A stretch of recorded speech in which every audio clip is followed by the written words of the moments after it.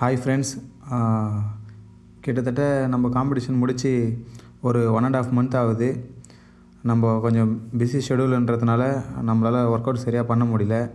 நம்ம கிளைண்ட்டு அது மாதிரி அவங்களே அதிகமாக ஃபோக்கஸ் பண்ணுறதுனால என்னால் ஒர்க் அவுட் பண்ணுறதுக்கே டைம் இல்லை. இன்றைக்கி ஒரு செஸ்ட் ஒர்க் அவுட் மட்டும் பார்க்கலாம். ஃபஸ்ட்டு பார்த்தீங்கன்னா, ஜிம்முக்கு வந்தோடனே நீங்கள் உங்கள் பாடியை நல்லா வார்ம் அப் பண்ணுங்கள். ஒரு 10 மினிட்ஸ் எடுத்து வார்ம் அப் பண்ணிவிட்டு அதுக்கப்புறம் உங்கள் ஒர்க் அவுட்டை நீங்கள் கண்டிப்பாக ஸ்டார்ட் பண்ணுங்கள். நீங்கள் எதுவுமே பண்ணாமல் வரதுனால பார்த்தீங்கன்னா, உங்களுக்கு நிறைய இன்ஜுரிஸ் வரத்துக்கோ இல்லைன்னா பார்த்தீங்கன்னா உங்களுக்கு நிறைய பெயின் வரத்துக்கு அதிகமான வாய்ப்பு இருக்குது. அதனால் கம்பல்சரி ஒரு 10 மினிட்ஸ் நீங்கள் உங்கள் பாடியை நல்லா ஃபுல்லாகவே எல்லா பாடியில் இருக்கிற எல்லா ஜாயிண்ட்டையுமே நீங்கள் நல்லா ஃப்ரீ பண்ணிக்கோங்க. நெக்ஸ்ட்டு பார்த்தீங்கன்னா, எப்போவுமே செஸ்ட்டு பண்ணுறதுக்கு முன்னாடி நம்ம புஷ்அப்ஸ் மட்டும் பண்ணுறது நம்மளுக்கு ரொம்ப நல்லது. ஏன்னு பார்த்தீங்கன்னா, புஷ்அப்ஸ் பண்ணுறதுனால நம்ம செஸ்ட்டுக்கு நல்ல ஒரு பம்ப்பு கிடைக்கும். அதாவது இது வார்ம் அப் செட்டு. அதுவும் புஷ்அப்ஸ் வந்து வார்ம் அப் செட்டு மாதிரி தான் இருக்கும். இதில் வந்து நம்ம ஹேண்டில் யூஸ் பண்ணி புஷ்அப்ஸ் போடுறோம். நீங்கள் தரையில் கூட ஹோல்ட் பண்ணி கூட நீங்கள் போடலாம். புஷ்அப்ஸ் பார்த்தீங்கன்னா, டவுன் ஸ்லோவாக அப், நல்லா செஸ்ட்டு கீழே இறக்கி நல்லா ஹோல்ட் பண்ணி ஸ்லோவாக மூமெண்ட்டு போடுங்க. அதுக்கடுத்து பார்த்தீங்கன்னா, நான் எப்போவுமே டிப்ஸு போடுவேன். இப்போ டிப்ஸு போடுறதுனால பார்த்தீங்கன்னா, உங்கள் லோயர் நல்லாவே ஆக்டிவேட் ஆகும். நிறைய பேர் பார்த்தீங்கன்னா, ஜிம்முக்கு போகிறவங்க டிப்ஸ்லாம் அதிகமாக போடவே மாட்டாங்க. எடுத்தோடனே கிளாஸ் தான் போடுவாங்க. இதில் வந்து பார்த்திங்கன்னா, நல்லா டவுன் பண்ணி அப் டவுன் ஸ்லோவாக. இதில் வந்து பார்த்திங்கன்னா, மேலே நல்லா ஃபுல் லாக் பண்ணிங்கன்னா உங்களுக்கு ட்ரைசப்ஸ் ஃபோக்கஸ் ஆகும். அதனால் லைட்டாக பெண்டில் வச்சு டவுன் பண்ணி ஒரு நார்மலாக அப் பண்ணிக்கங்க. என்னுடைய வார்ம் அப் செட்டில் பார்த்தீங்கன்னா, செஸ்ட்டை வந்து பார்த்திங்கன்னா, நான் கொஞ்சம் நல்லா பம்ப் பண்ணிட்டு தான் நான் ஒர்க் அவுட்டே ஸ்டார்ட் பண்ணுவேன். பட்டர்ஃப்ளை மிஷினில் பார்த்தீங்கன்னா ஃப்ளைஸு, இது வந்து பார்த்திங்கன்னா ஒரு 20 கவுண்ட் வார்ம் அப் செட்டு மாதிரி ஃபஸ்ட்டு நான் போட்டுக்குவேன். இப்படி போகிறதுனால பார்த்தீங்கன்னா, ப்ளட் சர்க்குலேஷன் உங்கள் செஸ்ட்டுக்கு நல்லாவே போகும். அதனால் உங்களுக்கு பம்ப் நல்லாயிருக்கும். நீங்கள் அடுத்த ஒர்க் அவுட் போகிறதுக்கு உங்களுக்கு நல்லா ஈஸியாக இருக்கும். அதனால் வந்து பார்த்திங்கன்னா, நீங்கள் ஃபஸ்ட்டு வார்ம் அப்லாம் பண்ணிவிட்டு அதுக்கப்புறம் உங்கள் ஒர்க் அவுட் ஸ்டார்ட் பண்ணுங்கள். ஃபஸ்ட்டு ஒர்க் அவுட் பார்த்திங்கன்னா, நான் எப்போயுமே பெஞ்ச் ப்ரெஸ்லேருந்து தான் ஸ்டார்ட் பண்ணுவேன். நம்ம ரொம்ப நாளுக்கு அப்புறம் ஒர்க் அவுட் போகிறதுனால என்னால் அதிக வெயிட்லாம் லிஃப்ட் பண்ண முடியாது. ஃபஸ்ட்டு பார்த்திங்கன்னா, நம்ம கம்மியான வெயிட் வச்சு ஒரு 10 kg பிளேட் வச்சு நம்ம வந்து நம்மளுடைய ஃபஸ்ட் ஒர்க் அவுட்டை வந்து ஸ்டார்ட் பண்ணலாம். இந்த ஒர்க் அவுட்டில் பார்த்திங்கன்னா, நம்ம ஷோல்டர்லேருந்து பார்த்திங்கன்னா கொஞ்சம் வைடான ஆங்கிள் வச்சு நீங்கள் செஸ்ட்டு போகிறதுனால உங்களுக்கு செஸ்ட்டு நல்லா பம்ப் ஆகும். ரொம்ப க்ளோஸாகவும் வைக்கக்கூடாது. ஃபஸ்ட்டு நீங்கள் ராடு எடுத்து பார்த்தீங்கன்னா ஹோல்ட் பண்ணுங்கள். ஃபஸ்ட்டு ஹோல்ட் பண்ணி நல்ல பேலன்ஸ் இருக்கான்னு பார்த்துட்டு டவுன் ஸ்லோவாக அப், ஃபுல் லாக் பண்ணாமல் லைட்டாக பெண்ட்லேயே வச்சு போடுங்க. இதில் வந்து பார்த்திங்கன்னா, செஸ்ட்டில் நல்லா பம்ப் பண்ணுங்கள். செஸ்ட்டை ஃபோக்கஸ் பண்ணி செஸ்ட்டால் வந்து நீங்கள் அந்த வெயிட்டை வந்து லிஃப்ட் பண்ணுற மாதிரி ப்ரெஷர் கொடுங்க. டவுன் ஸ்லோவாக அப். இதில் வந்து ஒரு 20 கவுண்ட் நம்ம போட்டிருப்போம். ஃபஸ்ட்டு செட்டு ஒரு 20 கவுண்ட் போடுவோம். அடுத்து பார்த்திங்கன்னா, நிறைய ஜிம்மில் இல்லை நம்ம பசங்களே பார்த்திங்கன்னா நிறைய பேர் வெயிட்டு போட்டு கிளிப்பு போடாமல் போடுவாங்க. இதை வந்து அன்பேலன்ஸ் ஆகும் பார்த்து பிளேட்டு வந்து பார்த்திங்கன்னா ஒரு சைடு கீழே வரதுக்கு நிறைய வாய்ப்பு இருக்குது. இதனால் இன்ஜுரிஸ் வரதுக்கு நிறைய வாய்ப்பு இருக்குது. ஸோ நீங்கள் வந்து கிளிப்பை கண்டிப்பாக எல்லோரும் பயன்படுத்துங்க. ரொம்ப நாளுக்கு அப்புறம் பண்ணுறன்றதுனால என்னால் அதிகமான வெயிட்லாம் வச்சு போட முடியல.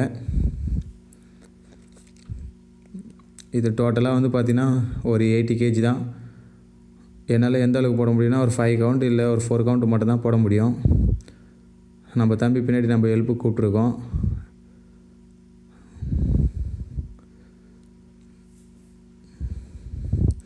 நம்மளுடைய செகண்ட் ஒர்க் அவுட் பார்த்திங்கன்னா, இன்க்ளைன் தம்பிள் ப்ரெஸ்ஸு. இதில் வந்து பார்த்திங்கன்னா, நிறைய பேர் தம்பிளை வந்து கரெக்டாக ப்ராப்பராக எடுத்து இது பண்ணாததுனால ஷோல்டர் இன்ஜுரிஸ்லாம் வரதுக்கு நிறைய வாய்ப்பு இருக்குது. அதனால் முடிஞ்ச வரைக்கும் தம்பிளை வந்து பார்த்திங்கன்னா, நீங்கள் எடுத்து உங்களுடைய லெக்கில் வந்து வச்சுட்டு அதுக்கப்புறம் சிங்கிளாக அப் பண்ணி ஏற்றுங்க. இதில் வந்து பார்த்திங்கன்னா டவுன் ஸ்லோவாக அப். நிறைய பேர் பார்த்திங்கன்னா ஷோல்ட்ரு இது மாதிரி இப்போ வைடாக வச்சு போடுவாங்க. இப்படி போகிறதுனால ஷோல்டர் ஆகும். நீங்கள் வந்து பார்த்திங்கன்னா கொஞ்சம் நல்லா க்ளோஸ் வச்சு அப் டவுன் ஸ்லோவாக.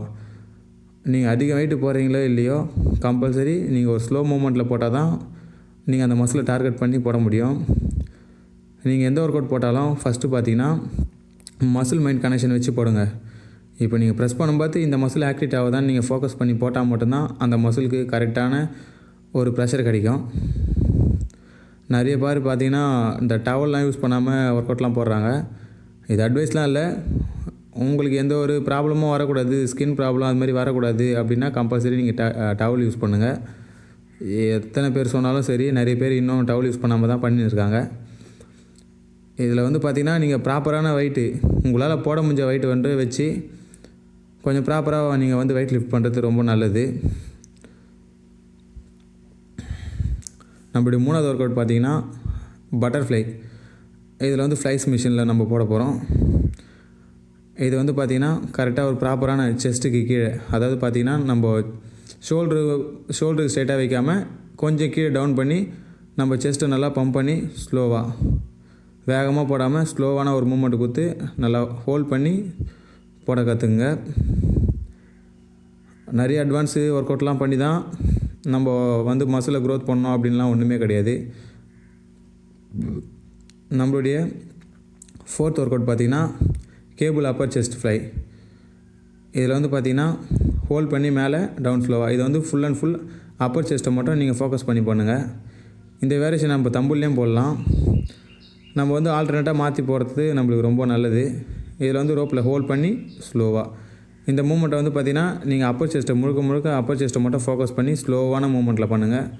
இப்படி ஸ்லோவாக பண்ணுறதுனால உங்களுக்கு நல்ல ஒரு அப்பர் செஸ்ட்டு நல்லா ஒரு ஃபோக்கஸ் ஆகும். அப் பண்ணி டவுன் ஸ்லோவாக. நம்மளுடைய லாஸ்ட் ஒர்க் அவுட் பார்த்திங்கன்னா புல்லோவர் ஒர்க் அவுட்டு.